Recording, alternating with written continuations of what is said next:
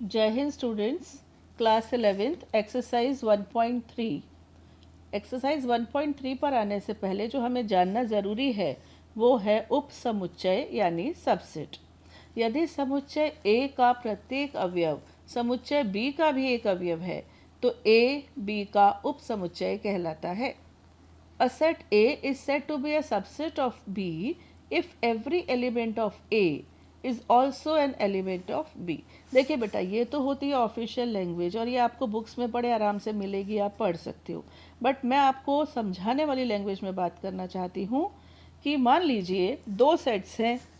एक सेट पहले ले लिया B, क्योंकि डेफिनेशन के हिसाब से मुझे B लेना पड़ा।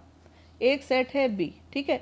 B के कुछ एलिमेंट्स को लेकर एक नया सेट बन गया A। अब A का हर एलिमेंट B में है, आप देख लीजिए 1 हाँ है, 2 हाँ है, 3 हाँ है और 2 एक्स्ट्रा, वो एक अलग चीज़ है। बट A का हर एलिमेंट B में है, इसका मतलब A is the subset of B, यानी कि उपसमुच्चय। ये सबसेट का साइन है, this is the sign of subset. Got it बेटा? ऐसे समझ लीजिए, मैं इसको ऑफिशियल लैंग्वेज, ये बुकिश लैंग्वेज, ये तो आपको मिल जाएगी। तो कुल मिलाकर B के कुछ एलिमेंट्स को लेकर अगर A बना है तो A का हर एलिमेंट B में है तो A B का सबसेट कहलाएगा। अब मान लीजिए इसमें 0 और मैं लगा दूं तो 1 2 3 तो B में है बट 0 B में नहीं है। तब क्या होगा? तब A is not the subset of B। A is an independent set. A कोई भी एक स्वतंत्र समुच्चय है, B से बंधा हुआ तो वो बिल्कुल भी नहीं है। बात क्लियर हो गई? तो ये है आपका सबसेट का कॉन्सेप्ट। अब इसी में मैं आपको एक चीज़ और बता दूं कि अगर ऐसा हो कहीं पर कि A जो है वो B का सबसेट हो, हाँ, और B A का सबसेट हो, क्या मतलब निकला? यहाँ पर ये वाला चिन्ह लगता है, ये इसको हिंदी में कहते हैं द्विधा तात्पर्य, ठीक है। और इंग्लिश में इसको बोलते हैं इफ एंड ओनली इफ, और शॉर्ट में हम इसको इफ ऐसे लिख देते हैं, इफ एंड ओनली इफ। ऐसा होगा यदि और केवल यदि। इंग्लिश में ये जो ये वाला साइन होता है, ये इसको इंग्लिश में कहते हैं इम्प्लाइज यानी तात्पर्य है, ठीक है। और ये हो जाता है द्विधा तात्पर्य। तो बेटा ये थोड़े से टफ शब्द हैं कहना चाहिए, तो इसको हम implies and if and only if ऐसे ही बोलेंगे, आप भी समझ लीजिएगा। तो अगर A B का सबसेट है यानी कि A का हर एलिमेंट B में है, B A का सबसेट है यानी B का हर एलिमेंट A में है, इसका मतलब ये A और B अलग अलग थोड़े ही हैं, मतलब A is equal to B। Example ले लेते हैं। मान लीजिए A कोई सेट है 1 2 3 और B कोई सेट है 3 2 1 या 3 1 2 कुछ भी। तो A का हर एलिमेंट B में है, B का हर एलिमेंट A में है, इसका मतलब A is equal to B। Equal sets हम पिछले चैप्टर में, पिछले एक्सरसाइज में पढ़ चुके हैं। नेक्स्ट चीज पर आते हैं, ये है उचित उपसमुच्चय। उचित उपसमुच्चय क्या होता है? देखिए, जो अभी हमने पढ़ा यहाँ पर, ये उचित उपसमुच्चय था, ठीक है। अब अगर मैं ये कहूँ कि ये जो नल सेट है यानी रिक्त समुच्चय, तो रिक्त समुच्चय तो सभी का उपसमुच्चय होता है, आपको पता है ना, रिक्त समुच्चय तो सभी का उपसमुच्चय है कि नहीं है? तो ये उचित उपसमुच्चय नहीं है। उचित उपसमुच्चय वही होगा जो A के कुछ एलिमेंट्स को लेकर बनेगा, और प्रत्येक समुच्चय खुद का उपसमुच्चय होता है। देखिए, A is the subset of A का हर एलिमेंट A में है। कहने में बात तो सही आती है, डेफिनेशन तो पूरी कर रहा है कि A का हर एलिमेंट A में है, लेकिन ये उचित उपसमुच्चय तो नहीं है, ये उपसमुच्चय है केवल। हाँ, तो प्रॉपर सबसेट वही होता है जिसमें A बड़ा हो और उसका उपसमुच्चय उससे कुछ एलिमेंट्स को लेकर बना हो। ये आप इस चीज़ों को आप ध्यान रखिएगा। तो हर सेट अपना उपसमुच्चय होता है और जो नल सेट होता है वो हर सेट का उपसमुच्चय होता है।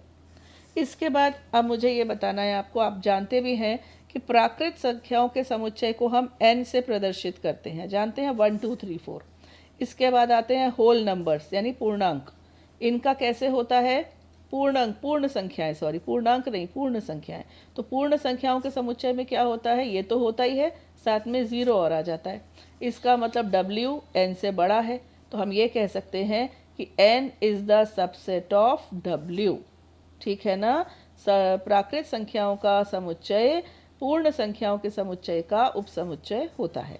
इसी प्रकार इससे बड़ा कौन सा होता है? इससे बड़ा होता है इंटीजर्स यानी पूर्णांक। इसमें नेगेटिव भी आ गए, नेगेटिव संख्याएं भी आ गई, तो w किसका सबसेट हो गया? z का। तो n तो ऑटोमेटिकली z का सबसेट चलेगा ही, है ना? n w का है, w z का है, तो n z का हुआ। क्लियर? ऐसे ही z से बढ़कर कौन सी होती हैं? रैशनल नंबर्स, परिमेय संख्याएं, जिनको हम कैपिटल Q से डिनोट करते हैं। अच्छा, आपको पता है R क्या है? Real set. वास्तविक संख्याएं क्या होती हैं? उसमें होती हैं परिमेय और अपरिमेय। परिमेय और अपरिमेय। अपरिमेय का सेट अगर हमसे कोई कहे बनाने को, तो हम कैसे कहेंगे? x such that x real तो है, रियल का तो एलिमेंट है, लेकिन वो परिमेय नहीं है। समझ गए? तो जो अंक परिमेय नहीं है वो अपरिमेय है।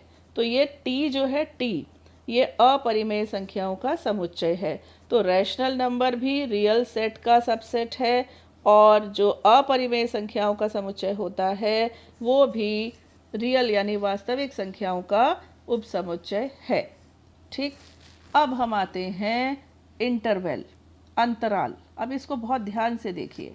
ओपन इंटरवल को बोलते हैं विवृत अंतराल, और क्लोज्ड इंटरवल को बोलते हैं संवृत अंतराल।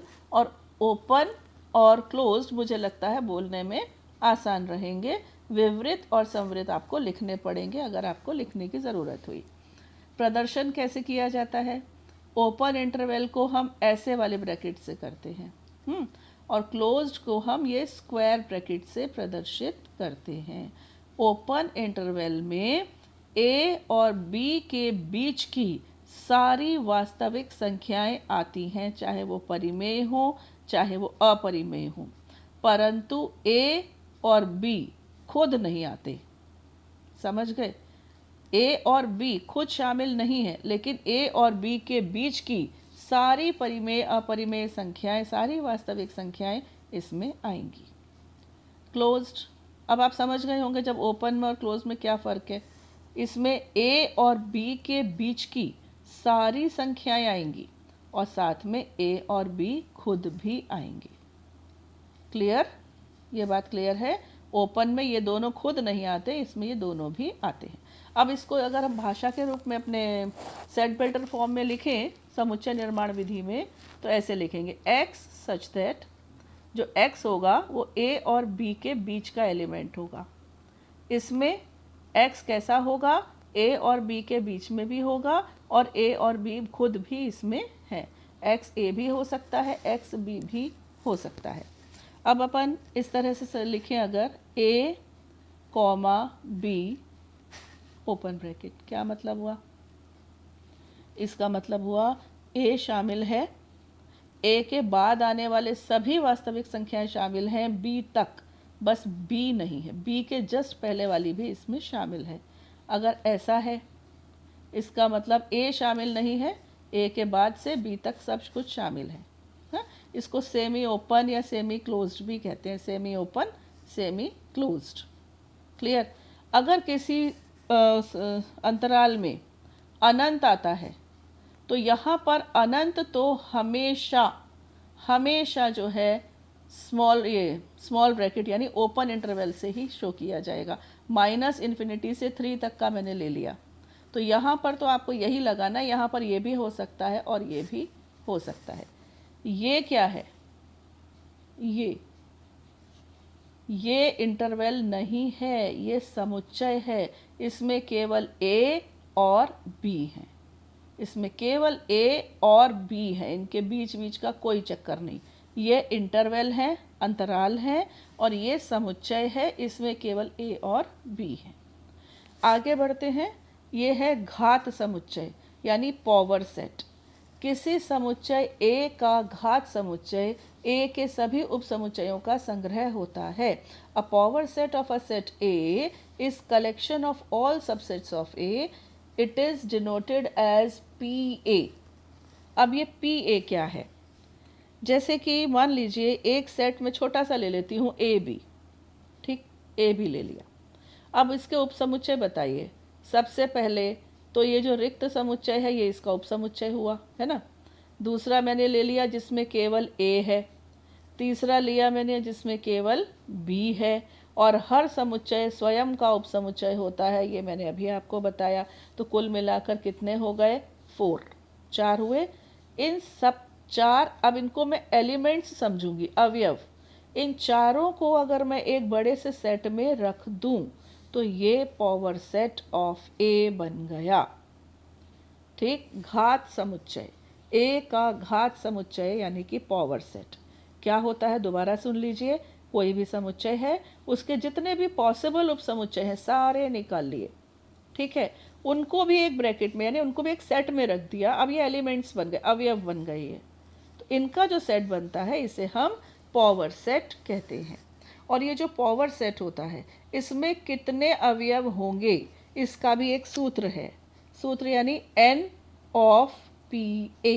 कहने का अर्थ है समुच्चय PA में कितने अवयव हैं, इसको हम ऐसे डिसाइड करते हैं 2 की पावर m। और ये m क्या है? m है सेट में कितने एलिमेंट्स हैं, ये m है बेटा, समझे आप। इसमें कितने एलिमेंट्स हैं? 2, केवल 2 एलिमेंट्स हैं ना। तो यहाँ पर इसके पावर सेट में 2 टू दी पावर 2 कितने हो गए? 4। अब मैं आपको एक वर्क देती हूँ करने के लिए, ABC आप निकाल कर देख लेना प्रैक्टिस के तौर पर, तो आप पाओगे कि इसमें 8 अवयव आ रहे हैं। नाउ लास्ट इंट्रोडक्शन, जो लास्ट हमें अभी नई चीज़ सीखनी है वो ये है सार्वत्रिक समुच्चय, यूनिवर्सल सेट। यूनिवर्सल सेट मतलब जैसे कि 3-4 सेट्स हैं। एक सेट है A, इसमें है 1 2, B है इसमें है 2 3, C है इसमें है 3 4। और अब मैं एक सेट दे रही हूँ U में है 1 2 3 4 5 6 7 एंड 8। तो this is the universal set for these 3। Clear? ये यूनिवर्सल सेट है इन तीनों के लिए।